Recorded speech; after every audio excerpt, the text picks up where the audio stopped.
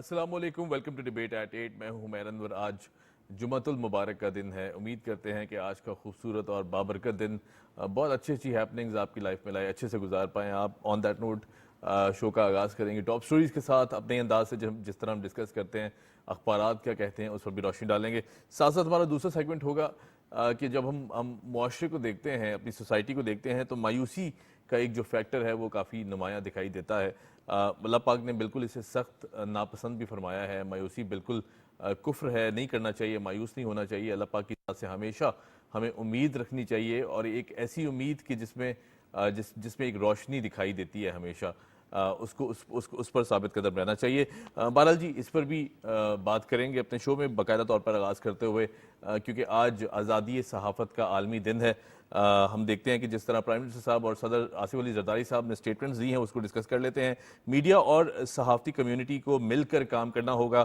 صحافی اور media workers کو سلام پیش کیا پرائم منسٹر صاحب نے. ساتھ ساتھ یہ بھی کہا کہ جبر سے لڑنا آج کا پیغام ہے، کیونکہ ہم جس سچویشن میں رہ رہے ہیں وہاں فیک نیوز، فیک نیریٹیوز، مس انفارمیشنز بہت زیادہ ہیں، تو اس کے خلاف کام کرنا بہت ضروری ہے. میڈیا کو درست سمت اور خبر کے لیے کام کرنا ہوگا.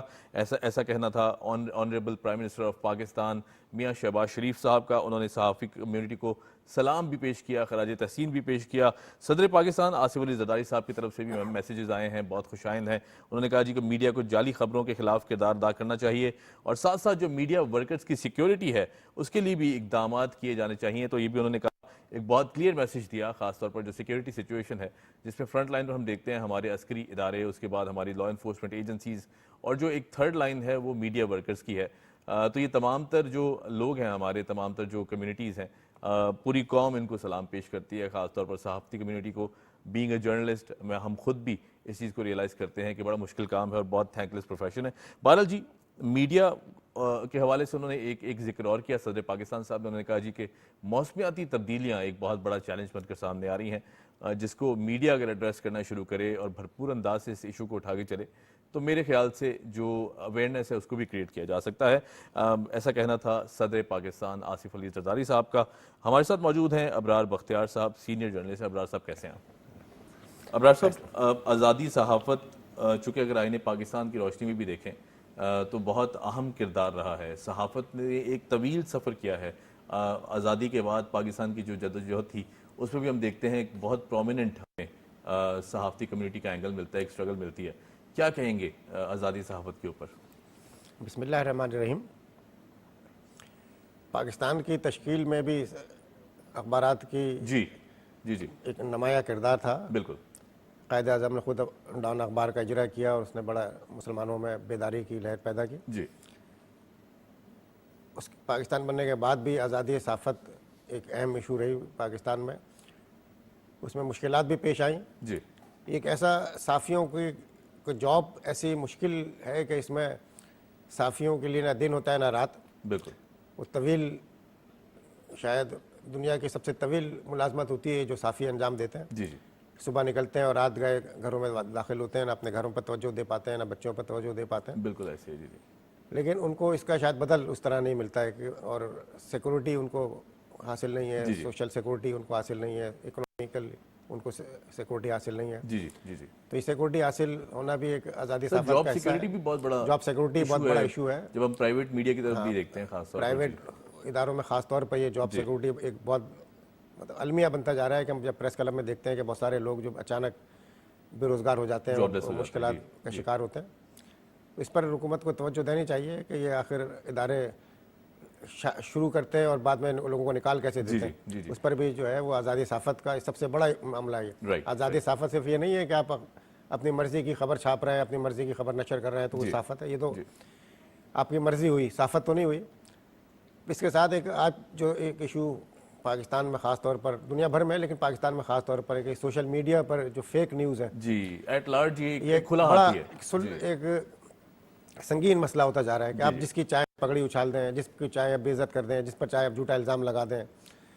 اور پھر آرٹیفیشل انٹیلیجنس کے بعد تو صورتحال ایسی سنگین ہو گئی ہے کہ آپ تصویر بھی کسی کی چاہے تو بدل دیں. اب وہ ریل لگنے لگا ہے سر. بالکل اصلی معاملہ لگتا ہے. اور قوم ہماری جو لوگ ہیں، ظاہر ہے کہ آپ جب اس کو دکھاتے ہیں، جو آپ ان کو دکھائیں تو اتنی سمجھ تو لوگوں میں نہیں ہوتی ہے ہر آدمی میں کہ وہ یہ جج کر سکے کہ یہ سوشل मीडिया पर जो जारी की गई तस्वीर है ये असली है या नकली है। सही सही। तो इस पर कोई कानून साजी होनी चाहिए, और ख़ास तौर पे जो हमारे साफ़ी जो सोशल मीडिया का इस्तेमाल करते हैं, उन्होंने अपने चैनल्स बनाए हुए हैं, यूट्यूब चैनल, उन्हें इस बात का ख्याल रखना चाहिए कि वो गलत और झूठी या बेबुनियाद चीज़ें नशर ना करें, शाया ना करें। सही। ये मसला सिर्फ हुकूमत का नहीं है कि आप किसी पर भी इल्ज़ाम लगा दें, वज़ीर आज़म पर, जज पर, या किसी और पर, मुझ पर, किसी और पर। तो यार एक पूरे कौम का मसला है। बिल्कुल। आप किसी भी आम आदमी की पगड़ी अगर उछाल दें तो उसकी तो बेइज्जती हो जाती है। उसके बाद आप चाहे तरतीब करते रहें तो तरतीब भी उसका बदल नहीं होती, हल नहीं होता कोई उसका। तो इस पर कोई कानून साजी होनी चाहिए आज़ादी सहाफ़त की, और हर आज़ादी की एक हुदूद क़यूद होती हैं। ऐसा नहीं होता है कि ये बेमहाबा तो कुछ भी कोई चीज़ नहीं होती है कि आप जो दिल चाहेगा मैं करूँगा, ये दुनिया भर में कहीं भी नहीं है। बिल्कुल ठीक, बिल्कुल ठीक। सर, ये जिसका आपने जिक्र किया, बड़ा ज़बरदस्त पॉइंट्स आपने रेज़ किए। प्राइम मिनिस्टर साहब और सदर साहब, दोनों साहब की स्टेटमेंट्स में देखते हैं हम कि उन्होंने बड़ा क्लियर इंडिकेशन दी कि एक तरफ सिक्योरिटी का मसला, सदर साहब ने कहा कि इस पर काम होना बहुत ज़रूरी है, जिस तरह आपने भी जिक्र किया। दूसरी तरफ जो रिस्पॉन्सिबिलिटी है, हमारा जो प्रोफेशन है जर्नलिज्म का, इसमें सबसे बड़ा एलिमेंट है कि सही खबर को सही सिम्त में पेश करना या सही एंगल के साथ पेश करना। आपको नहीं लगता विद टाइम सनसनी फैलाने के चक्कर में हमने सहाफ़त को कहीं बहुत पीछे छोड़ दिया? बिल्कुल आपने दुरुस्त कहा आपने, और इस सदर पाकिस्तान जनाब आसिफ जरदारी साहब की बात बिल्कुल दुरुस्त है कि सिक्योरिटी मीडिया साफ़ियों को और मीडिया वर्कर्स को, अब मीडिया वर्कर्स को उमूमन हम शामिल नहीं करते हैं इसमें, लेकिन मीडिया वर्कर्स भी बहुत एक बड़ा किरदार होता है। और हर अखबार हो या चैनल हो, उसमें भी हर नीचे से ऊपर तक सबका एक नुमाया किरदार होता है। तो उन सबकी सिक्योरिटी और हर तरह की सिक्योरिटी, सिर्फ यही नहीं कि मतलब जान और माल की सिक्योरिटी, फाइनेंशियल सिक्योरिटी, फाइनेंस के साथ है, उसकी जॉब की सिक्योरिटी है, उनके बच्चे होते हैं, उनके भी अस्पताल है, तालीम है, सब कुछ उन्हें मुहैया होनी चाहिए। ये जो इशू है कि हमारे पास दफातर में आते हैं और लोग चले जाते हैं, ये असल में एक आज़ादी सहाफ़त के नाम पर जो हमने आज़ादी दी लोगों को कि जिसका दिल चाहे अखबार निकाल ले और जिसका दिल चाहे चैनल निकाल ले, ये मेरे ख्याल है दुनिया में कहीं इस तरह नहीं होता है कि एक आदमी की कोई वाकफियत नहीं उस बिज़नेस से। ये कोई पान की दुकान जिसका कोई ताल्लुक नहीं है उसको आप, ये लोगों ने यहाँ पर सहाफ़त को असल में अपने कारोबार के तहफ़्फ़ुज़ के लिए, प्रोटेक्शन के लिए एक समझेंगे पर्दा बना लिया है, और पैसे कमाने का जरिया भी इसको बना लिया। पैसे भी सबसे ज़्यादा उनको कि अपने कारोबारी मामलात को तहफ़्फ़ुज़ फराहम करते हैं मुख्तलिफ ज़माने उसमें। तो इस पर जो है वो गवर्नमेंट को नोटिस लेना चाहिए इस पर कि भाई इस पर कुछ पाबंदी होनी चाहिए कि हर आदमी कि क्या शराइत होंगी, कोई कवायद जवाबित, उसके सिर्फ पैमरा के कवायद काफ़ी नहीं है, उसको इजरा का जो इजाज़तनामा होता है उसमें भी कोई ना कोई इम्प्लीमेंटेशन भी होना चाहिए उसके ऊपर। राइट सर, बिल्कुल ठीक, पॉइंट वेल टेकन। अच्छा सर, एक और बड़ी अहम न्यूज़ डेवलपमेंट है, कल हमने देखा कि जिस तरह वज़ीर आज़म साहब ने कहा कि महंगाई अब अल्हम्दुलिल्लाह कदरे कम होती जा रही है, पेट्रोल में रिलीफ मिल गया है, उसके बाद IMF से जो इंडिकेटर्स थे वो भी बड़े अच्छे जा रहे हैं। फिर उसके बाद हम देखते हैं कि जो इन्वेस्टमेंट की मद में SIFC हो या फिर दीगर प्लेटफॉर्म्स हों, माशाल्लाह जो स्टॉक एक्सचेंज है उसकी परफॉर्मेंस भी हम सबके सामने है। तो आपको लगता है कि आने वाले कुछ जो 2-3 साल हैं, चैलेंजेस तो बहुत ज़्यादा थे लेकिन उसको आहिस्ता आहिस्ता अब एड्रेस किया जा रहा है, ख़ासतौर पर जो महंगाई का जिन बेकाबू हो गया था पिछले टेन्योर में, उसको अब कंट्रोल किया जा रहा है, डॉलर भी माशाल्लाह सस्टेन्ड है काफ़ी टाइम से, क्या कहेंगे?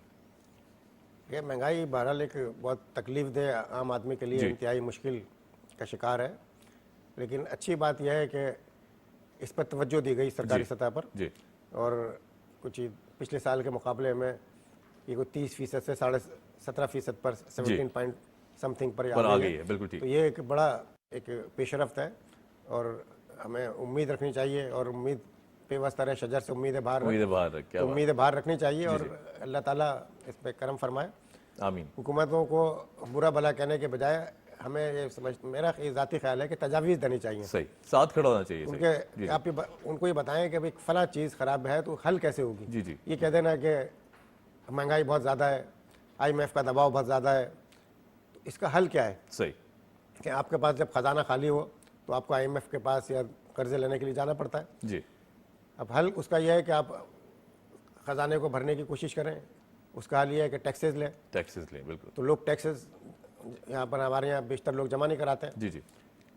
इसके मुकाबले पे इंडिया में देखें कि वहाँ पर एक आम ठेले वाला वो भी क्रेडिट कार्ड के ज़रिए पेमेंट लेता है। हाँ, ये जो अब आपने जिक्र किया ग्रे इकोनॉमी का, ख़ास तौर पे इसको اب حکومت بھی بہت زیادہ کوشش کر رہی ہے. ہم نے دیکھا کہ FBR کی طرف سے بھی ریفارم سامنے آ رہی ہیں, کچھ پریکٹیکل اقدامات حکومت کی طرف سے بھی لیے گئے ہیں. آپ کو لگتا ہے کہ ڈاکیومنٹڈ ہونا بہت ضروری ہے؟ یہ جو گرے اکانومی ہے, خاص طور پر ٹھیلا ہے, دکان ہے, چھوٹے چھوٹے بزنسز ہیں. یا بالکل, اس کو ڈاکومنٹیشن کے بغیر تو آپ کچھ بھی نہیں کر سکتے. جی جی. آپ کے پاس کوئی دستاویز نہیں تو آپ کو کیسے پتہ چلے گا, کیسے معلوم ہوگا, علم کیسے رکھیں گے کہ آپ انکم کیا ہے اور کتنے کہ کس کی انکم کتنی ہے. اور پاکستان میں نوٹ چھاپ رہے ہیں تو آپ اس کی سب ایک تو حل, اس کا واحد حل تو نہیں, لیکن ایک بڑا حل یہ ہے اس کا کہ آپ کریڈٹ کارڈ کے ذریعے یا ATM کارڈ کے ذریعے پلاسٹک کرنسی یوز کریں اور اس کے ذریعے آپ خریداری کریں. جی جی. اور کوشش کریں کہ آہستہ گریجولی آپ پابندی لگائیں کہ کیش کو کم سے کم کریں. دنیا بھر میں دیکھیں آپ کہ کیش جو ہے وہ £100 یا $100 سے زیادہ کوئی اپنی جیب میں نہیں رکھتا. یہاں پر لوگ ہزاروں. اور جو بڑے نوٹ ہیں نا, میرا ذاتی خیال یہ ہے کہ بڑے نوٹ پر بھی پابندی ہونی چاہیے. اس کا ایک تو خرابی یہ ہے کہ رشوت زیادہ بڑھتی ہے, اور دوسری خرابی یہ ہے کہ آپ کریڈٹ کارڈ وغیرہ کی دور ہو جاتے ہیں. ٹھیک ہے. اور اس کے نتیجے میں آپ کی ڈاکومنٹیشن نہیں ہوتی کہ میں ٹی وی خریدنے گیا یا فریج خریدا یا کپڑے خرید لیتے ہیں تو میں پیسے دے کر خریدتا ہوں. اور سر رسید لینے کا وہ بھی تو نہیں ہے, رجحان بھی تو نہیں ہے. رسید لینے کا رجحان بھی نہیں ہے, اور جو رسید وہ دیتے ہیں اس کی کوئی ڈاکومنٹیشن نہیں ہوتی. وہ کاغذ کی ایک ٹکڑا ہوتا ہے جس پر وہ آپ کو پکڑا دیتا ہے, وہ پراپر نہیں ہوتا, جیسے پوائنٹ آف سیلز کہتے ہیں, یعنی اس طرح کی چیزیں ایسے نہیں ہے نا کہ اس کا کوئی ریکارڈ ہو, FBR میں ریکارڈ ہو, فائنانس ڈپارٹمنٹ میں ریکارڈ ہو, کوئی نہ کوئی تو اس کا قواعد ہونے چاہیے نا. بالکل صحیح. تو اس کا سب سے آسان حل تو یہ ہے کہ آپ کریڈٹ کارڈ کے ذریعے اور ATM کارڈ کے ذریعے خریداری کریں, اس کو ریگولرائز, اور اس کو جو ہے آپ ابتدائی مرحلے میں دنیا بھر میں, یہ شاید کئی ممالک میں اس کا تجربہ ہو چکا ہے کہ آپ اکاؤنٹس کھلائیں لوگوں کے. ٹھیک ہے. کہ اپنے اکاؤنٹ بینکوں میں کھولیں. اس کا ایک فائدہ تو یہ ہے کہ جب آپ فرض کریں کہ 5,000 کی معمولی رقم سے آپ ایک آدمی اپنا اکاؤنٹ کھولیں, جی جی, تو اگر 10 کروڑ لوگ بھی یہ 5,000 کے اکاؤنٹ کھول لیتے ہیں تو اربوں اور خربوں میں آپ کے پاس بینک میں پیسہ آ جاتا ہے. بالکل ٹھیک ہے. اس پیسے کو آپ قرضے دے کر انڈسٹریز میں استعمال کر سکتے ہیں, اور دیگر کاروبار کے لیے فائنانس کر سکتے ہیں, قرضے دے سکتے ہیں. پھر اس کے بعد جب رقم آپ کے اکاؤنٹ میں آ گئی تو آپ کے پاس ایک کارڈ آ گیا. صحیح. اس کارڈ کے ذریعے پھر خریداری کرنا زیادہ آسان ہو جائے گا. تو اس میں پھر چھوٹے سے اپنے پان والے کو اگر آپ نکال بھی دیں تو جو بڑے بڑے شاپنگ سینٹر ہیں, بڑے بڑے مالز ہیں, وہاں تو پابندی آپ لگا ہی سکتے ہیں کہ اس پر آپ خریداری جو ہے صرف کریڈٹ کارڈ کے ذریعے ہوگی یا ATM کارڈ کے ذریعے ہوگی. تو آپ اکاؤنٹس کھلوا کر اس کریڈٹ لوگوں کے کارڈ بنواتے ہیں اور پھر پابندی لگاتے ہیں, تو یہ کوئی گورنمنٹ کو بہت بڑے پیمانے پر اس کا فائدہ ہوگا. بالکل ٹھیک ہے. اچھا سر, ایک ایلیمنٹ میں پوچھنا چاہوں گا, کیونکہ حکومت نے ریئلائز کیا, PDM گورنمنٹ جب آئی تب بھی پرائم منسٹر صاحب نے یہی, شہباز شریف صاحب نے سب سے پہلے یہی بات کی کہ چیلنجز بہت زیادہ ہیں جس میں مہنگائی سب سے زیادہ ہے. پھر کیئر ٹیکر سیٹ اپ ہمارے سامنے ہے. اس کے بعد اب موجودہ الیکٹڈ سیٹ اپ ہے جس میں پرائم منسٹر صاحب پھر یہ کہتے ہیں کہ مہنگائی کو کنٹرول اور قدرے حد تک بہتری آئی ہے. لیکن اب ہم بات کرتے ہیں ہماری ذمہ داری کی, یعنی کہ عوام کی ذمہ داری. عوام کی ذمہ داری کیا کہتی ہے؟ آپ نہیں دیکھتا ایسے فیکٹرز موجود ہیں کہ جہاں منافع خوری یا پھر اگر پرائس کنٹرول کی بات بھی کی جاتی ہے حکومتی سطح پر, تو نیچے سے وہ جو ایک افیکٹ آنا چاہیے وہ نہیں آتا. اس کی کیا وجوہات ہے؟ اس کو کس طرح سوشل رسپانسبلٹی کہاں چلی جاتی ہے؟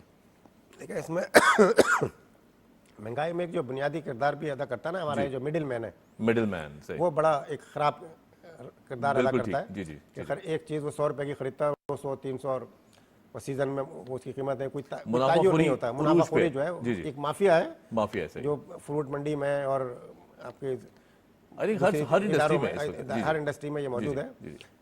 اس کے لیے گورنمنٹ کے ادارے بھی بنے ہوئے, لیکن ادارے شاید اپنی صحیح طرح اپنے ذمہ داری ادا نہیں کر پاتے ہیں. اس پر سختی اگر کی جائے کہ مڈل مین کا کردار اگر ختم کریں. کئی جگہ پر ایسا ہوا ہے کہ کسان اپنی اجناس براہ راست منڈی میں لا کر فروخت کرتا ہے. ٹھیک ہے. اسے ایک تو یہ کہ کسان کو اس سے بہت فائدہ ہوتا ہے اس سے, اور ہمیں اس کے نتیجے میں سستا. عام طور پر بھی دیکھیں آپ, بعض لوگ ایسا کرتے ہیں کہ سبزی منڈی سے جا کر خریداری کرتے ہیں. جی, تو 100% نہیں تو 50% آپ کو ریٹس کم ملیں گے, میں آپ کو فرق پڑتا ہے. بالکل ایسے. تو ظاہر ہے کہ سماجی ذمہ داری ہے.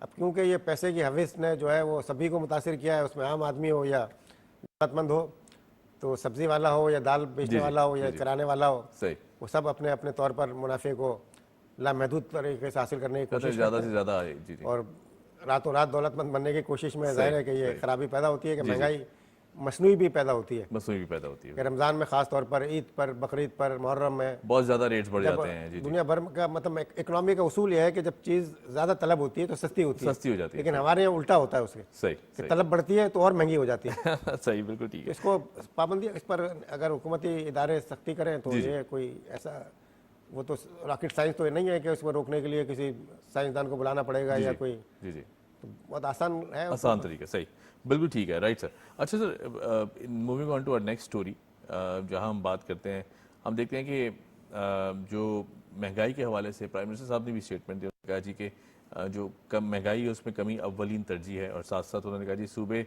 जो है वो जितने भी नरखों का जो अमल है उसको यकीनी बनाएं, क्योंकि मुनाफाखोरी को रिजेक्ट कर दें। इसके बाद ये ज़ाहिर है एक बहुत बड़ी जिम्मेदारी, आप जिस तरह आपने कहा, मिडिल मैन पर भी होती है। अच्छा, जो हमारी नेक्स्ट स्टोरी है वो यकीनन बहुत अहमियत की हामिल है। आर्मी चीफ साहब ने कल पासिंग आउट परेड में एज चीफ गेस्ट शिरकत की। एयरफोर्स जितने भी कैडेट ऑफिसर्स थे उन्होंने बहुत अपलॉड किया, बड़ी खुशी की लहर देखी, हमने देखा कि बहुत ज़बरदस्त, और जो इंटर डिपार्टमेंटल एक रिलेशनशिप है वो भी बहुत ज़्यादा नुमाया दिखाई दिया। उस पर उन्होंने कहा जी याद रखें, हक ताकत है, बातिल कभी ताकतवर नहीं हो सकता, ऐसा कहना था जनरल आसिम मुनीर साहब का। और हम जब बात करते हैं हमारे अस्करी इदारों की, हमारे रेंजर्स हैं, हमारे पैरामिलिट्री फोर्सेस हैं, पुलिस है, जितने भी हमारे लॉ इन्फोर्समेंट एजेंसीज़ हैं, बहुत ज़्यादा कुर्बानियाँ भी हमें दिखाई देती हैं कि हर नहज पर हम देखते हैं, हर पॉइंट पर ये हमें फोर फ्रंट पर दिखाई देते हैं। तो क्या कहेंगे, क्योंकि ज़ाहिर है खिदमात की जब बात आती है तो सबसे पहले कौम भी अस्करी इदारों की तरफ देखती है कि कोई ना कोई पॉजिटिविटी वहाँ से आएगी, क्या कहेंगे इस हवाले से? फौज ने, हमारे पुलिस ने और पैरामिलिट्री इदारों ने हमारे इसे गुज़िश्ता चंद सालों में, ख़ास तौर पे अभी चंद माह में बहुत ज़्यादा शहादतें जी जी जी जी हुई हैं। बलूचिस्तान में, KPK में, पंजाब में, सिंध में भी चंद वाक़यात हुए जी। तो ये हमारे बच्चे, हमारी भाई हैं, हमारी बेटे। क्या बात है। तो अगर हमारा बच्चा, हमारा बेटा, हमारा भाई अपने वतन के लिए और अपनी कौम के लिए कुर्बानी दे रहा है तो उसकी तारीफ़ करनी चाहिए, उसको सराहना चाहिए। बेशक, बेशक। और अगर हम मदद नहीं कर सकते तो कम से कम मैं समझता हूँ कि तनकीद नहीं करनी चाहिए उन बच्चों के ऊपर। बिल्कुल, आप जिस तरह जान पर कुर्बान कर रहे हैं। सोशल मीडिया पे हम भी यूजुअली कैंपेन देखते हैं। जी जी। तो ये दहशतगर्दी की एक लहर ने पाकिस्तान को शदीद मुतासिर किया हुआ है, और जाहिर है कि इसमें पड़ोसी मुल्क का बहुत ज़्यादा बड़ा किरदार है उसमें। सही। वो हमें डिस्टेबलाइज करना चाहता है, अदम इस्तेकाम हमारे उसकी मकसद है उसका। उसके इंतखाबात में भी बिला जवाज़ तौर पर पाकिस्तान खमा-खा उसमें शामिल है, शामिल किया जाता है। सही। तो हमें उस पर जो है, जाहिर है कि इसमें रोकने वाले कौन है? यही फौज रोकेगी, पुलिस रोकेगी, रेंजर्स रोकेगी। अगर हम इनका साथ नहीं देंगे तो ये किसका साथ देंगे? सही सही। अगर हम उनका तारीफ नहीं करें इस बात की कि उन्होंने अपनी जानें कुर्बान कर दी। देखें ना, जो आदमी बच्चा शहीद होता है उसकी बीवी भी होती है, उसके बच्चे भी होते हैं। जी जी जी। और यतीम बच्चों की जो तकलीफ होती है उसको महसूस करना चाहिए, एक बेवा औरत की तकलीफ को महसूस करना चाहिए। बेशक बेशक। कि उसने अपने लिए अगर वो सिर्फ फौज ही तो एक किसी के लिए कोई नौकरी के लिए या पुलिस या रेंजर्स तो नहीं है ना, और भी बहुत सारे इदारे हैं जहाँ महफूज तौर पर आप ज़िंदगी गुजार सकते हैं। किसी बैंक में, किसी फैक्ट्री में, और बहुत सारे इदारे हैं जहाँ पर आप जान के तौर पर बहरहाल आपको खतरा नहीं होता है वहाँ पर। सही सही। लेकिन ये तो एक ऐसे इदारे हैं कि यहाँ पर 24 घंटे आपकी जान खतरे में रहती है। सही। और पुलिस एहलकारों ने हमारी बहुत कुर्बानियाँ दी हैं। बहुत कुर्बानियाँ। बुराइयाँ होना तो एक ज़ाहिर है कि एक इंसान है और माशरे का हिस्सा है। अब ये नहीं कि 100% ना हम दुरुस्त होते हैं ना कोई और दुरुस्त होता है। तो पुलिस ने भी बहुत बड़ी कुर्बानियाँ दी हैं, बहुत ज़्यादा कुर्बानियाँ दी हैं। उस पर भी जो है वो उनकी भी सरकारी तौर पर भी और गैर सरकारी तौर पर भी बजाय तनकीद के, तनकीद तो बहुत आसान काम है ना कि आपने गलत कर दिया, आपने बुरा कर दिया, लेकिन वो जो कुर्बानी दे रहा है एक 24 घंटे ना उसके अपने बीवी बच्चों के पास जा सकता है, ना अपने घर में जा सकता है। अल्लाह अकबर। तो ये उसकी कुर्बानी और बड़ी कुर्बानी सही कह, बिल्कुल जी जी समझी जाएगी। तो इस पर तवज्जो देनी चाहिए सरकार को भी कि इन लोगों के लिए बेहतरी और बेहतर से बेहतर आसाइशें और सहूलतें फ़राम करें। और इनको सहूलतें आप फ़राम करेंगे तो यकीनन ये कौम के लिए भी आसानियाँ फ़राम करने में किरदार अदा करना इनके लिए ज़्यादा आसान होगा। बिल्कुल सर, बिल्कुल राइट सर। बहुत शुक्रिया, आपने वक्त निकाला। Thank you so much for joining us. बहुत ज़बरदस्त रहा आपका। काफ़ी प्रोमिनेंट नाम है जी। अबरार बख्तियार साहब हमारे साथ मौजूद थे, सीनियर जर्नलिस्ट हैं। यहाँ लेते एक छोटी सी ब्रेक के बाद आएंगे तो बात करेंगे हमारा जो खूबसूरत मज़हब है, हमारा दीन है, दीन इस्लाम, वो मायूसी के हवाले से क्या तलकीन करता है हमें, अल्लाह पाक क्या फरमाते हैं मायूसी के बारे में। Keep watching debate eight 8।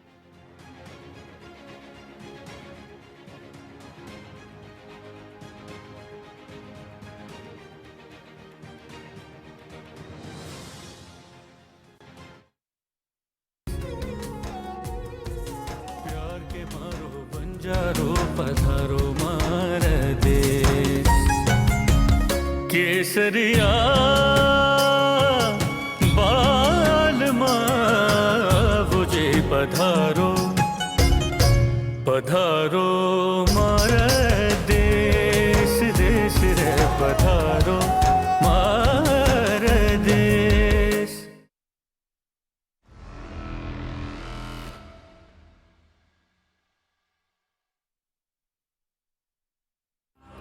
चुपचाप खामोशी से बैठी रहो, कोई होशियारी मत करना। कोई ना कोई गड़बड़ जरूर है जो तुम हम दोनों से छुपा रहे हो। लोगों को असल मकसद और असल जिंदगी से दूर रखने के लिए मुख्तलिफ पॉलिसियों पे काम है।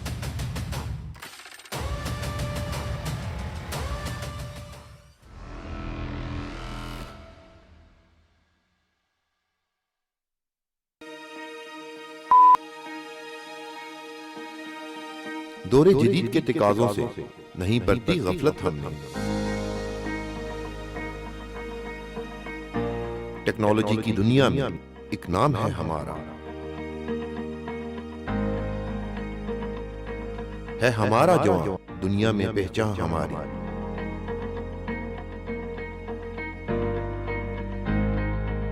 ये है मेरा आप सबका, हम सबका पाकिस्तान।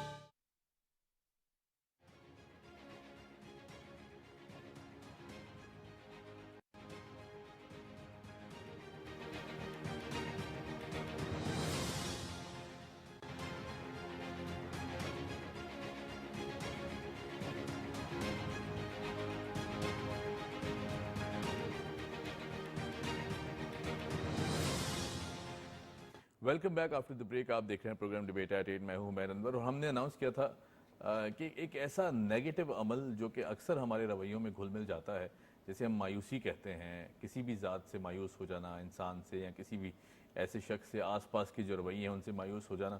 अल्लाह पाक ने इसे बड़ा शदीद सख्त नापसंद फरमाया है इस अमल को, क्योंकि जब हम बात करते हैं अल्लाह पाक की तजल्लियात की, अनगिनत बेशुमार, हम सोच भी नहीं सकते कि जिस तरह अल्लाह पाक अपनी इंसानियत से मोहब्बत करते हैं, हम लोगों से मोहब्बत करते हैं। एक ऐसे खूबसूरत मज़हब में अल्लाह पाक ने हमें पैदा किया, एक ऐसा खूबसूरत दीन हमें अता किया। आकाए सरवर कायनात, आकाए दो जहां सल्लल्लाहु अलैहि वसल्लम, जो कि जिस खूबसूरती से दुनिया में तशरीफ़ लाए, यकीनन ये हर उस चीज़ की उम्मीद थी कि जो दीन इस्लाम के बाद का जो टाइम है वो बेहतर होगा और आने वाला जितना भी वक्त है, जितनी भी उम्मत है, वो बेहतरीन से बेहतरीन होती जाएगी। तो उम्मीद का जो फैक्टर है वो हमें सीरत तैयबा से बहुत ज़्यादा नुमाया दिखाई देता है। चाहे वो इस्लाम को फैलाने की बात की आपने या फिर जो इंसानियत की खिदमत जिसमें बात की, तो कहीं ना कहीं एक सब्र और शुक्र का एलिमेंट हमें हर उस पहलू में दिखाई देता है। तो आई थिंक ये जो डिप्रेशन, एंग्जाइटी और फिर इस तरफ चले जाना, मायूसी की तरफ चले जाना कि मेरा काम नहीं बन रहा, वो जो नौकरी नहीं मिल रही, इस तरह के जो रवैये हैं इनसे दूर कैसे रहा जाए और मुसलमान होने की हैसियत से क्या क्या तकाज़े हैं कि अल्लाह पाक की रज़ा हासिल करने के लिए क्या क्या किया जाए, आज डिस्कस कर लेते हैं। अल्लामा अबू बकर सिद्दीक साहब हमारे साथ मौजूद हैं। क्या खूबसूरत नाम है आपका माशाल्लाह, इस्लामिक स्कॉलर हैं। अल्लामा साहब कैसे हैं? अल्हम्दुलिल्लाह। अल्लामा साहब, मैं जब भी आपका नाम पढ़ता हूँ ना तो सिद्दीक़ अकबर रज़ी अल्लाह ताला अन्हु की खूबसूरत एक शख्सियत सामने आ जाती है इस नाम को पढ़कर। मायूसी के बारे में अल्लाह पाक के क्या अहकामात हैं, ये ज़रा हमें बताइएगा, बयान कीजिएगा। बिस्मिल्लाहिर्रहमानिर्रहीम, अल्लाहुम्मा सल्लि अला मुहम्मदिन व अला आलि मुहम्मदिन व बारिक वसल्लम। जी, आपने बहुत ही अहम इम्पॉर्टेंट मौजू की तरफ तवज्जो मबज़ूल करवाई जी, और मैं ये समझता हूँ कि ये ऐसा मौजू है कि आज हमारे माशरे में हर दूसरा फ़र्द इस मर्ज़ का शिकार होता नज़र आ रहा जी, है। ये आपने अच्छा कहा, मर्ज़। जी जी, नाउम्मीदी, मायूसी क्या चीज़ है? पहले अल्लाह तबारक व तआला ने कुरान मजीद फ़ुरक़ान हमीद में इरशाद फरमाया, قل لعبادی الذین اسرفوا علی انفسہم لا تقنطوا من رحمت اللہ، کہ اے ایمان والو ایک بات یاد رکھنا جی کہ کبھی میری رحمت سے نا امید نہ ہونا، سبحان اللہ، کبھی میری رحمت سے مایوس نہ ہونا۔ سبحان اللہ، رب فرماتا ہے کہ میری جو رحمت ہے وہ تمہارے تمام تر بیماریوں، تمام تر گناہوں پر غالب ہے۔ بے شک، جی جی اور مفسرین کرام یہاں پر فرماتے ہیں کہ اللہ تبارک و تعالیٰ نے قرآن مجید میں 300 سے زائد مقامات پر اپنی رحمت کا ذکر فرمایا، کیا بات ہے، سبحان اور رحمت کے دامن میں داخل ہونے کا ذکر فرمایا۔ صحیح، حضرت علی رضی اللہ تعالیٰ عنہ رضی سے اللہ عنہ، جی جی کسی نے پوچھا کہ حضور کبیرہ گناہوں میں سب سے بڑا گناہ کیا ہے، جی سب سے بڑا گناہ کون سا ہے؟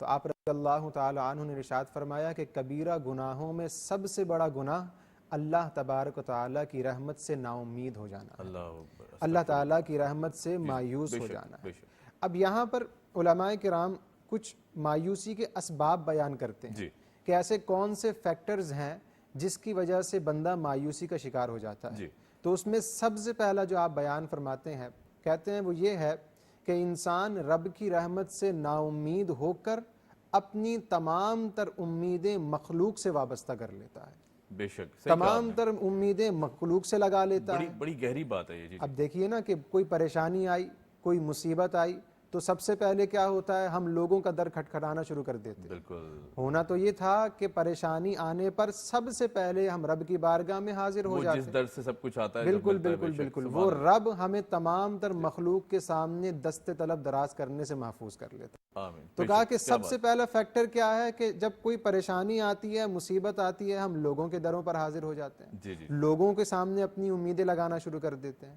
اچھا، دوسرا بیان فرمایا اور جو آج کے معاشرے میں نظر بھی آتا ہے، جی فرمایا کہ ہم اپنے آپ کو اپنے سے سپیریئر، زیادہ مال والے سے کمپیئر کرنا شروع کر دیتے ہیں۔ صحیح، احساس کمتری کا شکار ہو ہاں جاتا ایسا ہوتا ہے بالکل۔ جی اب دیکھا جناب، کوئی بائک والا ہے وہ گاڑی والے کو دیکھ رہا ہے، کوئی گاڑی والا ہے وہ بڑی گاڑی والے کو دیکھ رہا ہے، صحیح، کوئی بڑی گاڑی والا ہے وہ دو گاڑیوں والے کو دیکھ رہا جی ہے۔ جی جی، حالانکہ آقا علیہ الصلوۃ والسلام نے ارشاد صلی اللہ فرمایا علیہ وسلم، کہ دنیاوی معاملات میں اپنے سے کمتر کی طرف نظر کرو، اپنے سے کم والے مال والے کی طرف نظر کرو، تو اپنے اوپر رشک آئے گا، اللہ کی ذات پہ رشک، سبحان پھر اللہ، نا امیدی پیدا بھی نہیں ہوگی، کیا بات ہے، پھر نا امیدی پیدا بھی نہیں ہوگی، مایوسی پیدا بھی نہیں ہوگی، پھر رب کا شکر کرنے والے تم بن بے جاؤ شک، گے۔ سبحان اللہ، اب یہاں پر شیخ سعدی رحمۃ اللہ تعالیٰ علیہ، رحمۃ اللہ علیہ، آپ اپنا واقعہ ذکر فرماتے ہیں، آپ فرماتے ہیں میں سفر کر رہا تھا تو دوران سفر میرے پیر میں جو ہے وہ جوتے نہیں تھے۔ جی اب جو ہے پیر میں جوتے نہیں تھے تو اچانک میرے ذہن میں ایک فقط خیال پیدا ہوا کہ مولا جوتے نہیں ہیں پیر میں، تو کہا کہ اچانک میری نگاہ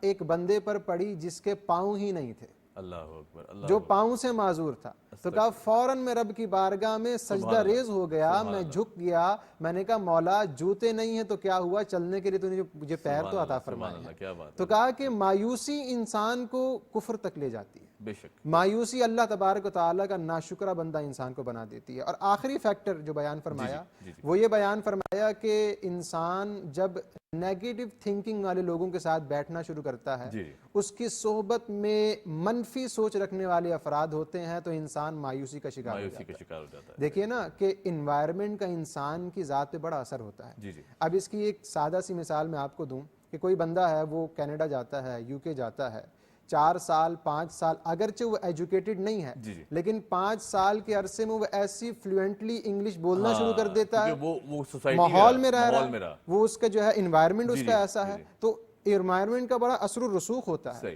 اگر کوئی بندہ زیادہ مایوس رہ رہا ہے تو دیکھا جائے کہ اس کا تعلق، اس کا اثر و رسوخ اس کی سراؤنڈنگ میں ایسے لوگ ہیں جو منفی سوچ رکھنے والے ہیں۔ اور یہاں پر بزرگ بیان فرماتے ہیں کہ صحبت صالح ترا صالح کنت، صحبت طالع ترا طالع کنت، کہا کہ اچھی صحبت تمہیں اچھا بنا دے گی اور بری صحبت تمہیں برا بنا دے گی۔ کیا خوبصورت بیان فرمایا آپ نے، ماشاءاللہ۔ علامہ صاحب، جہاں ہم دور حاضر کی بات کریں، نوجوان نسل پر ریلائی کرتی ہے، پاکستان کی اکانومی کو دیکھیں یا پھر پاکستان کا ایک بہت بڑا طبقہ یوتھ کے اوپر ہے، نوجوان نسل پہ۔ اب آپ دیکھیں کہ اس پہ بھی ڈپریشن، انگزائٹی، گھروں میں محدود رہنا، اپنی سوچ میں محدود رہنا، حسد کا ایک ایلیمنٹ ہے، یہ تمام تر سچویشن ہمیں مایوس کر دیتی ہیں، مایوسی کی طرف لے جاتی ہیں کہ میرا کام نہیں بن رہا، مجھے نوکری نہیں مل رہی، جبکہ اللہ پاک نے تو صاف بتا دیا نا کہ رزق کا وعدہ بھی اللہ کا ہے، صحت کا وعدہ بھی اللہ کی طرف سے ہے, ہر چیز اللہ پاک کی طرف سے ہے. تو صبر اور شکر کا ایلیمنٹ ایک تو ہمیں بالکل دکھائی نہیں دیتا. پھر یہ جو بڑھتی ہوئی بیماریاں ہیں ہمارے جسموں میں, ڈپریشن, انگزائٹی, یہ کون سے ایسے عوامل کیے جائیں, کیا پڑھا جائے, کس سے دور رہا جائے؟ ظاہر شیطان ہے, ہر طرف سے غلبہ رہتا ہے اس کا.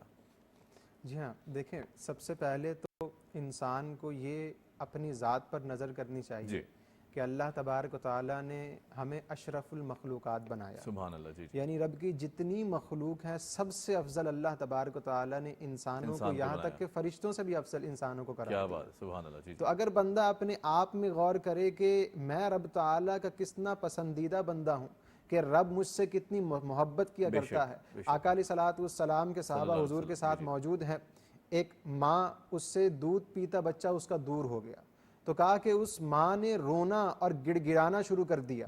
صحابہ کرام سے آقا علیہ الصلوۃ والسلام نے ارشاد فرمایا کہ اے میرے صحابیوں, جس طرح یہ ماں رو رہی ہے اور محبت کر رہی ہے, اللہ تبارک و تعالیٰ اس ماں سے کئی گنا بڑھ کر اپنی مخلوق سے محبت کرتا ہے, اپنے بندے سے محبت کرتا ہے. تو سب سے پہلے بندہ اپنی ذات پر دیکھے کہ یار مجھے اللہ تبارک و تعالیٰ نے کتنی کمالات, فضائل عطا فرمایا. تو کہا کہ جب کانفیڈنس پیدا ہوگا وہ ڈپریشن خود ختم ہو جائے گا. اور یہاں پر میں دوسری بات یہ عرض کرتا چلوں کہ دیکھیے یہ پریشانیاں یہ تو انسان کی زندگی کا حصہ ہے, اسی لیے اس دنیا کو دار الامتحان کہا جاتا ہے. اب امتحان کی جگہ پر پریشانیاں بھی آئیں گی, مصیبتیں بھی آئیں گی, آلام بھی آئیں گے, لیکن ہمیں کیا دیکھنا ہے, غور کیا کرنا ہے. یہاں پر حضرت علی رضی اللہ تعالیٰ عنہ بیان فرماتے ہیں, آپ سے پوچھا گیا کہ انسان پر جب کوئی آزمائش آتی ہے, کوئی پریشانی آتی ہے, کوئی مصیبت آتی ہے, تو آپ یہ بیان فرمائیے کہ کس طرح معلوم ہوگا کہ یہ مجھ پر آزمائش ہے یا میرے گناہوں کا وبال ہے. ٹھیک ہے.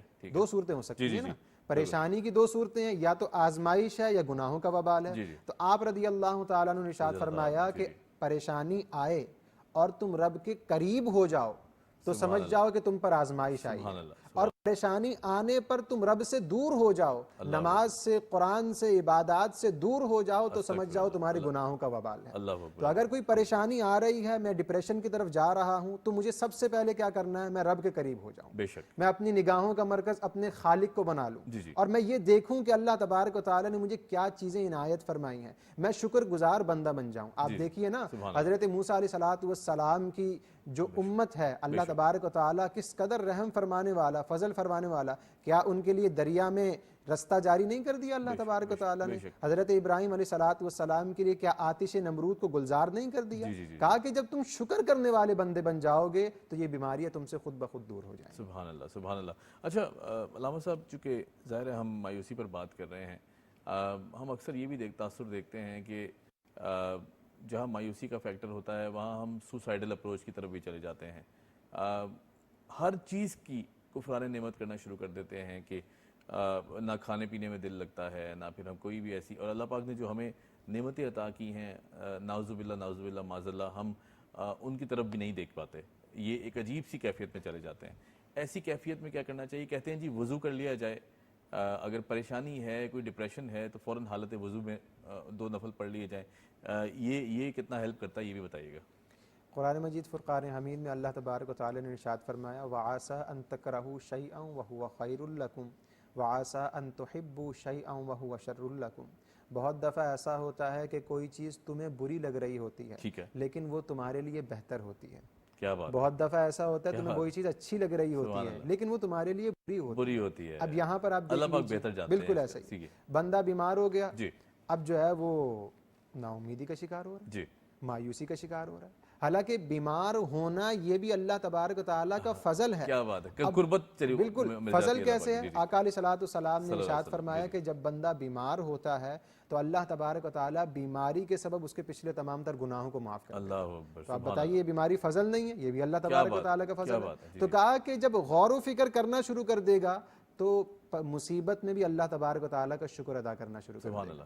اب غربت ہے, اب اسی کو لے لیجئے, آج کل معاشرے میں بڑی جو ہے وہ نظر آتی ہے, ہر دوسرا بندہ یہ پریشانی کا شکار نظر آتا ہے. حالانکہ اللہ تبارک و تعالیٰ نے, مفسر کرام فرماتے ہیں کہ قرآن مجید میں 90 مقامات پر ذکر فرمایا وَيَرْزُقْهُ مِنْ حَيْثُ لَا يَحْتَسِبُ, کہ رزق کا ذمہ مجھ اللہ پر پاک کا ہے، بے ہے. شک. دیکھیے نا کہ جانور کو بھی اللہ تبارک و تعالیٰ رزق فراہم کر بے رہا شک، بے ہے, شک. چرند پرند کو بھی رزق فراہم کر رہا ہے, کیا بندے کو رزق فراہم نہیں کیا جائے کیا گا؟ بات تو ہے، کہا سبحان 90 مقامات پر اللہ تبارک و تعالیٰ نے فرمایا رزق کا ذمہ مجھ پر ہے. بے شک. ایک مقام پر شیطان نے کہا کہ وہ تمہیں مفلوج سے یعنی فقر سے ڈراتا ہے. جی جی. ہماری توجہ 90 مقامات کو چھوڑ کر اس ایک مقام کی ایک پہ طرف چلی جاتی ہے. جاتی ہے. اگر ہماری نگاہوں کا مرکز رب کی ذات ہوتی تو رب نے فرمایا وَيَرْزُقْهُ مِنْ حَيْثُ لَا يَحْتَسِبْ, کہ اس جگہ سے تمہیں رزق عطا کروں گا تمہارے وہم و گمان بھی نہیں اللہ ہوگا. اکبر، سبحان اب کسی بندے پر اگر فقر آ گیا, جی. کہا کہ غربت آ گئی, تو یہ بھی رب کا فضل ہے. آقا علیہ الصلوۃ والسلام کی حدیث پاک حضور نے فرمایا کہ جو غریب ہے, جو فقیر ہے, وہ امیر سے 500 سال پہلے جنت کے اندر داخل ہوگا. اللہ تو یہ بھی رب کا فضل ہے. کیا بات. تو کہا کہ ہر چیز میں اگر اللہ تبارک و تعالیٰ کی خوشنودگی کی طرف بندہ نظر کر لے تو یہ تمام جو آج بیماریاں نظر آ رہی ہیں, ان بیماریوں میں اللہ تبارک و تعالیٰ کا بندہ شکر گزار بندہ بن جائے. سبحان اللہ, بہت بہت خوبصورت بات. اچھا ہم چونکہ بات کریں, میں نوجوان نسل کی اس لیے بات کرتا ہوں کہ اس میں یہ زیادہ فیکٹر پینیٹریٹ کر گیا ہے. کہیں نہ کہیں ڈپریشن ہے, انگزائٹی ہے, کوئی کام نہیں بن رہا, یا پھر حسد کی ایک کیفیت ہے کہ اس کے پاس سب کچھ ہے, میرے پاس کیوں نہیں ہے, میرے پاس کیوں نہیں آ رہا, مجھے اچھی نوکری کیوں نہیں مل رہی. علامہ صاحب یہ بھی فرمائیے گا کہ اگر اس طرح کی سوچ آ جاتی ہے دماغ میں یا دل میں, کیونکہ ظاہر انسان ہے, آپ نے جیسے فرمایا کہ شیطان کا غلبہ بھی رہتا ہے, ہم کافی وہ رہتے ہیں, اس کو کس طرح دل سے زائل کیا جائے, خوشی کا جو ایک فیکٹر ہے وہ کس طرح شامل کیا جائے, سیرت طیبہ سے اگر ہمیں کوئی اس طرح کی روشنی فرمائیں کہ ہم اس پر چلنے کی توفیق اللہ پاک ہمیں عطا فرمائے, اس پہ بیان کیجیے گا ذرا. دیکھیے آج کل کہتے ہیں نا نوجوان جو ہے وہ مستقبل کا معمار ہوا کرتے ہیں. اصل چیز امت کے لیے, اس معاشرے کے لیے, سوسائٹی کے لیے اس کے نوجوان ہوتے ہیں. اگر نوجوانوں کی جو ذہنی کیفیت ہے وہ مفلوج ہو جائے تو کہا پھر وہ معاشرہ کبھی آگے نہیں بڑھ سکتا. آج ہمارے معاشرے میں پایا جاتا ہے نوجوان ڈپریشن کا شکار ہے, اور بعض اوقات جو ہے وہ سوسائڈ کی جو ہے خبریں بھی ہمیں پڑھنے کو ملتی ہیں کہ جناب جو ہے وہ کر بھی لی ہے کہ بھائی ڈپریشن کی وجہ سے وہ سوسائڈ کا شکار ہو گیا یا ذہنی طور پر مفلوج ہو گیا. تو اس کا سب سے بڑا اگر ایک وظیفہ اور علاج میں آپ کے سامنے عرض کروں تو کہا کہ سب سے بڑا اس کا علاج اور اس کا حل یہ ہے کہ بندہ ہر چیز میں اپنی نگاہوں کا مرکز اللہ تبارک و تعالیٰ کی ذات کو بنائے. بھائی مصیبت آ گئی, پریشانی آ گئی, وہ کس کی طرف سے ہے؟ وہ اللہ تبارک و تعالیٰ کی طرف سے. صبر و شکر اس میں بھی, صبر و شکر اس میں جاری رکھنا ہے. کیا بات ہے. آقا علیہ الصلوۃ والسلام کی حدیث پاک حضور نے فرمایا کہ قیامت کے دن کچھ لوگوں کو لایا جائے گا اور انہیں بلا حساب و کتاب جنت میں داخل کر دیا جائے گا, کوئی حساب و کتاب نہیں ہو رہا. لوگ فرشتوں سے پوچھیں گے کہ جناب یہ کون ہستیاں ہیں کہ کوئی حساب و کتاب ہی نہیں, بغیر حساب و کتاب کے جنت میں داخل کر دیا؟ تو فرشتے فرمائیں گے یہ وہ لوگ ہیں جو دنیا میں اللہ تبارک و تعالیٰ سے کی طرف سے کوئی پریشانی آتی تھی تو رب کی رضا پر وہ راضی رہا کرتے تھے. تو کہا کہ جے سوہنا میرے دکھ وچ راضی تے میں سکھ نو چلے پاواں. تو کہا کہ ہر چیز اللہ تبارک و تعالیٰ کی ذات جب نگاہوں کا مرکز بن جائے گی تو کہا کہ پھر یہ پریشانیاں خود بخود دور ہو جائے گا. بے شک. اچھا علامہ صاحب, چونکہ اس سے جڑی ہوئی دیگر جو بیماریاں ہیں یا کیفیات ہیں, اب جیسے ہم دیکھتے ہیں کہ خواتین کے درمیان بھی ہم دیکھتے ہیں اکثر یہ بحث و مباحثہ رہتا ہے جس میں غیبت کا فیکٹر بھی بہت زیادہ ہے. مرد حضرات بھی ہم دیکھتے ہیں کہ دوست یار بیٹھے ہوئے ہیں, غیبت کو لے آتے ہیں بیچ میں, بہت سی ایسی باتیں کر دیتے ہیں کہ جس سے اللہ پاک کی جو رضا ہے وہ ناراض ہو جاتی ہے, ہم سے دور چلی جاتی ہے تجلیات. کیا کوشش کرنی چاہیے؟ یہ جو غیبت کا ایلیمنٹ ہے یہ بھی تو کہیں نہ کہیں مایوسی سے جڑا ہوا ہے نا, کہ ہم کسی کی اگر برائی کر رہے ہیں, کسی کی تضحیق کر رہے ہیں تو سوسائٹی کو تو ہم نقصان پہنچا رہے ہیں. اس سے کس طرح دور رہا جائے, اس پر بھی روشنی ڈالیے گا ذرا. دیکھیں سب سے پہلے تو موسٹلی ہوتا یہ ہے کہ جب 4 لوگ 5 لوگ ایک جگہ پر بیٹھتے ہیں, چاہے وہ شادی کی تقریبات میں بیٹھے ہوں یا کسی دعوت میں ہوں یا باہر کہیں ہوٹلنگ پر ہو, تو سب سے پہلے ان کی گفتگو اسی چیز پر ہوتی ہے کہ کسی کے متعلق جو ہے غیبت کی جا رہی ہے, کسی کے متعلق برا کہا جا رہا ہے, جو یہاں پر موجود نہیں ہے اس کے متعلق جو ہے غلط کلامی کی جا رہی ہے. تو سب سے پہلے کیا یہ جائے کہ اگر 4 افراد 5 افراد بیٹھے ہیں تو ان کو سب سے پہلے کرنا ہی چاہیے پازیٹیو تھنکنگ رکھیں. ٹھیک ہے, نیگیٹو تھنکنگ سے اپنے آپ کو دور رکھیں. اور یہ مایوسی کہتے ہیں کہ تمام تر جو بیماریاں ہیں ان سے نکلنے کا ذریعہ کیا ہے؟ اپنے آپ کو بندہ پازیٹیو رکھے. کوئی بھی کام کوئی بندہ کر رہا ہے اس سے جو ہے وہ حسن سلوک کے ساتھ معاملہ کرے, اس کے ساتھ جو ہے حسن ظن رکھے. جب حسن ظن رکھے گا اس کے ساتھ اور پازیٹیو تھنکنگ اس کی ہوگی تو کہا کہ اس کے ذہن سے یہ خرافات خود بخود جو ہے وہ دور ہو جائے گا. بالکل ٹھیک ہے. اچھا ڈپریشن انگزائٹی اگر ہم اس پر روشنی ڈالیں, نظر ڈالیں, ہم نے ایک چیز اور بھی دیکھی ہے سوسائٹی میں اب کہ لوگ ایک دوسرے کو کبھی کبھی اس چیز کو مس یوز بھی کرتے ہیں. فرض کریں اگر کسی شخص کو ہم نے دیکھا کہ بہت زیادہ پریشان ہے, پریشان حال ہے, مشکل میں ہے, تو بجائے اس کی تیمارداری کرنے کی, اس کو اس چیز سے نکالنے کی, ہم اس میں اضافہ کرنے کی کوشش کرتے ہیں تاکہ یہ جو ہے نا یہ فیکٹر بھی ہم سے دور رہے. اسے غلط مشورے دے دیں گے, غلط رائے دے دیں گے. یہ غلط مشورہ, غلط رائے, اس کے بارے میں اسلام کیا کہتا ہے یہ بتائیے گا. آقا علیہ الصلوۃ والسلام کی بڑی پیاری حدیث پاک ہے. جی, حضور علیہ الصلوۃ والسلام نے ارشاد فرمایا خیر الناس من ينفع الناس. کہا کہ لوگوں میں بہترین شخص وہ ہے جس سے لوگ فائدہ حاصل کریں. کیا بات ہے, سبحان اللہ. فرمایا کہ بہترین صحیح مشورہ دینے والا. بالکل ایسی. جی جی, بہترین وہ ہے کہ جو لوگوں کو صحیح مشورہ دینے والا ہو, لوگوں کی بھلائی چاہنے والا ہو, لوگوں کی خیر خواہی کرنے والا ہو. اور ایک مقام پر ارشاد فرمایا گیا کہ تمہیں چاہیے کہ تم لوگوں کی بہتری چاہو, اور اگر بہتری نہیں کر سکتے تو ان کی بدخواہی بھی نہ کرو. کیا بات ہے. پھر خاموشی اختیار کرو, یا تو خیر خواہی کرو یا پھر خاموشی اختیار کرو, بدخواہی ان کے ساتھ نہ کرو. اکثر ہوتا یہ ہے کہ میں جو ہے وہ میری ذات سے کسی کو فائدہ پہنچ جائے, یہ بڑا مشکل جو ہے وہ مشکل پایا جاتا ہے کہ جناب جو ہے میری ذات سے کسی کو فائدہ حاصل ہو جائے, میری ذات سے کسی کو بینیفٹ حاصل ہو جائے. حالانکہ حدیث پاک میں کیا کہا جا رہا ہے. اچھا, پھر اس کی دوسری بات یہ ہے کہ جب آپ کسی کو بندے کو نقصان پہنچائیں گے تو یاد رکھیے یہ دنیا مقافات عمل ہے. جی جی, حضور نے فرمایا جیسا تم کسی کے ساتھ کرو گے ویسا تمہارے ساتھ کیا جائے گا. کہا کہ اگر تم کسی کا آج برا چاہ رہے ہو, آج تم کسی کو برا بلا کہہ رہے ہو, آج اگر تم کسی کا نقصان چاہ رہے ہو تو کل کو یہ چیز تم پر بھی لوٹ کر آئے گی, کل پھر تم بھی نقصان کے اندر مبتلا ہو جاؤ گے. تو پھر چاہیے یہ کہ اپنے ساتھ اگر بھلائی کرنا چاہتے ہیں تو پھر لوگوں کے ساتھ بھلائی اختیار کریں. صحیح. اچھا علامہ صاحب, سبحان اللہ, بڑی خوبصورت آپ نے بات کی. علامہ صاحب یہ بتائیے گا کہ جو ایک فیکٹر بہت زیادہ آج کل نمایاں ہے, دکھاوا.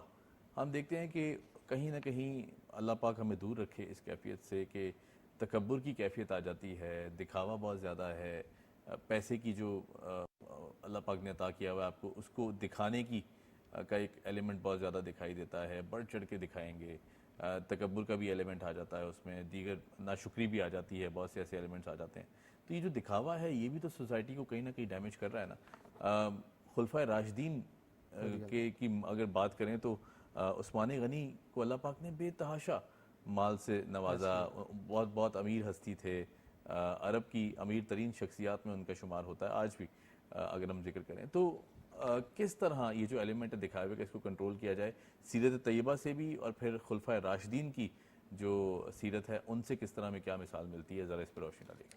دیکھیں, ریاکاری کو تو شرک اصغر کہا گیا ہے. اللہ اکبر. شرک اکبر تو یہ ہے کہ اللہ تبارک و تعالیٰ کا شریک ٹھہرا دینا, اور ریاکاری شرک اصغر یعنی تم بندے کو دکھانے کے لیے, چاہیے تو یہ تھا کہ رب کو دکھاتے, اپنے اعمال مرکز رب کو بناتے, لیکن تم نے بندے کو بنا لیا. اور آپ تو دنیاوی معاملات میں کہہ رہے ہیں, بعض اوقات دینی معاملات میں بھی دیکھا جاتا ہے کہ بندہ جو ہے وہ نماز میں کھڑا ہے, جو ہے وہ مقصد جو ہے وہ اس کا دکھاوا ہو رہا ہے, بندہ جو ہے وہ روزہ رکھ رہا ہے, بندہ جو ہے رب کی بارگاہ میں مال خرچ کر رہا ہے, تو اس کو اتنا سوشل میڈیا پر آویزاں کیا جا رہا ہے. حالانکہ چاہیے تو یہ تھا کہ لا تعلم شمالہ ما تنفق یمینہ, کہ رب کی بارگاہ میں مال ایسے خرچ کرو کہ سیدھے ہاتھ سے خرچ کرو, الٹے ہاتھ کو معلوم نہ ہو. لیکن ہوتا کیا ہے کہ سوشل میڈیا پر آویزہ کر دیا جاتا ہے, اس کی نفس کشی کی جاتی ہے جس غریب کو دیا جا رہا ہے. تو کہا کہ ریاکاری ویسے ہی بہت بڑا گناہ ہے, ریاکاری ویسے ہی بہت بڑا ظلم ہے. اور اگر ہم اپنے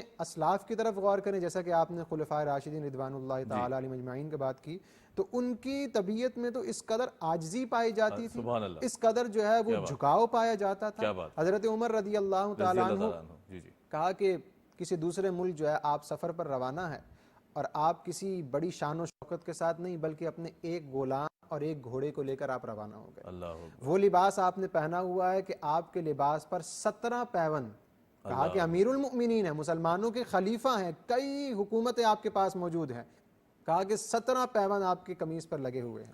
اچھا, اب جب جو ہے وہ غلام کے ساتھ سفر آپ کرنے لگے تو اس کو پہلے بیان کر دیا, کہا کہ اب جب سفر کا آغاز ہوگا تو آدھے رستے تم گھوڑے پر سوار ہوگے, میں لگام پکڑوں گا, آدھے رستے تم لگام پکڑنا, میں سوار ہوں گا. اب جب جو ہے وہ سفر کا آغاز ہو گیا, اب جب آپ اس شہر کے قریب پہنچتے ہیں تو باری غلام کی سوار ہونے کی تھی اور آپ کی لگام پکڑنے کی تھی. بادشاہوں کے پاس قریب ہوئے, پہنچے, تو لوگ یہ سمجھنے لگے جو گھوڑے پر سوار ہے وہ حضرت عمر رضی اللہ تعالیٰ عنہ ہے. تو صحابہ نے بیان فرمایا کہ نہیں نہیں، جو گھوڑے پر سوار ہے وہ غلام ہے، جو لگام پکڑے ہوئے وہ مسلمانوں کے امیر المؤمنین رضی اللہ تعالیٰ عنہ ہے. تو صحابہ کرام کی طبیعت میں تو ایسی سادگی اور عاجزی پائی جاتی تھی. تو کہا کہ اگر آپ نے آپ کو دکھاوے سے، ریاکاری سے بندہ دور کرے، رب کی بارگاہ میں عاجزی اختیار کر لے، تو یہ عمل رب کو بہت زیادہ پسند ہے. کیونکہ کبریائی کی ذات فقط اللہ تبارک و تعالیٰ کی ذات ہے. بے شک بے شک، سبحان اللہ. علامہ صاحب ٹائم کم ہے، جاتے جاتے ذرا ایک میسیج دے دیجیے گا کہ وقت نہیں ہے اپنا، حالات اپنے نہیں ہیں، یعنی فیور میں نہیں ہیں، مشکلات ہیں، کوئی بھی ایسی پریشانی ہے، ایسے میں جو صبر و شکر کا ایلیمنٹ ہے اس کو کس طرح مضبوطی سے تھا؟ مشکل کام ہے بظاہر، انسان ہونے کی ایسے سے خطاؤں کے پتلے ہیں، کہیں نہ کہیں صبر و شکر کا ایلیمنٹ بہت کم رہ جاتا ہے، دور ہو جاتے ہیں اس چیز سے. کیسے ادا کرنا چاہیے اسے؟ دیکھیں، اس کے لیے سب سے آسان اور اہم طریقہ کار یہ ہے کہ انسان ہر چیز میں اپنے رب اور اس کے رسول کے ارشادات کی طرف نظر کرے. بے شک، سبحان اللہ. آقا علیہ الصلوۃ والسلام نے ارشاد فرمایا کہ کل بروز محشر جب صبر کرنے والوں کو ان کی جزا دی جائے گی تو وہ لوگ جنہوں نے دنیا میں بے صبری اختیار کی، ہوتا ہے نا پریشانی آتی ہے ہم بے صبر ہو جاتے ہیں، وہ زبان سے نازیبہ الفاظ استعمال ہوتے ہیں، ہم ناشکری کا شکار ہو جاتے ہیں. تو کہا کہ وہ لوگ جنہوں نے دنیا میں بے صبری اختیار کی تھی وہ کل بروز محشر رب کی بارگاہ میں یہ تمنا کریں گے کہ کاش دنیا میں ہمیں لوہے کی کینچیوں سے کاٹ دیا جاتا، اس پر ہم نے صبر کیا ہوتا اور ہمیں آج یہ اجر و مقام عطا کیا جاتا. تو صبر اور شکر کا تو مقام ویسے ہی بہت زیادہ بلند ہے. اللہ تبارک و تعالیٰ نے ارشاد فرمایا ان اللہ مع الصابرین، رب خود صبر کرنے والوں کے ساتھ ہے. تو جس کے ساتھ رب خود شامل ہو جائے تو پھر اس کا مقام کتنا کیا بلند بات ہے. مفتی صاحب، علامہ صاحب بہت شکریہ، thank you so much for joining اس. یقین کریں اس سیگمنٹ کو ختم کرنے کا دل نہیں کرتا. بہت شکریہ، آپ نے وقت نکالا. علامہ ابوبکر صدیق صاحب ہمارے ساتھ موجود تھے، کسی تعارف کے محتاج نہیں ہیں. بہرحال جی، زندگی کو آسان بنانا، امید کرتے ہیں آج کا سیگمنٹ بہت پسند آیا ہوگا. لیکن جہاں آسانیاں پیدا کرنے کی بات ہے، مسلمان ہونے کی حیثیت سے، پھر انسان ہونے کی حیثیت سے، سیرت طیبہ سے ہمیں بہت ساری ایسی مثالیں ملتی ہیں کہ جس پر ہم عمل کرنے کی کوشش کریں تو یہ معاشرہ اور ہم لوگ بہتر سمت کی طرف نکل پڑیں گے اور ایک ایسا خوبصورت ملک بن جائے گا کہ جہاں کوئی برائی نہیں ہوگی اور پھر کوئی پریشانی نہیں ہوگی ہمارے آس پاس. ہمیں دیجیے اجازت، آپ سے ملاقات ہوگی کل صبح. Keep watching debate at 8.